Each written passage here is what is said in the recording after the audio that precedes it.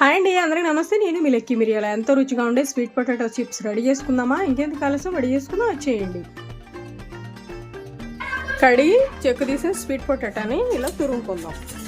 మనం స్వీట్ పొటాటోని చెక్కు తీసేసి ఇలా పల్చగా కట్ చేసుకోవాలి. ఇలా వాటర్లో వేసేసి తీసి ప్లేట్ ఇలా అన్ని క్లాత్ మీద వేసేసి ఇలాగా తడి లేకుండా తుడుచుకోవాలి. మనం స్టవ్ ఆన్ చేసి కళాయి పెట్టి వేసుకున్నాం. ఆయిల్ కూడా వేడయింది.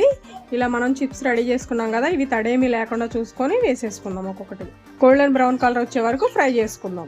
ఇలా గోల్డెన్ బ్రౌన్ కలర్ వస్తే చాలు, ప్లేట్లోకి తీసుకుందాం. మనం ముందరగా వేపినవి ఉన్నాయి కదా, దీంట్లో కూడా వేసేసి మరొకసారి వేపుదాం.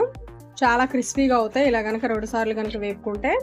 ఇలా రెండోసారి కూడా ఫ్రై చేసేసి తీసుకుందాం ప్లేట్లోకి. 1/2 స్పూన్ కారం వేసుకుందాం. తగినంత సాల్ట్ వేసుకుందాం. ఈ ఉప్పు కారం కలిసే విధంగా ఇలా కలుపుకుందాం.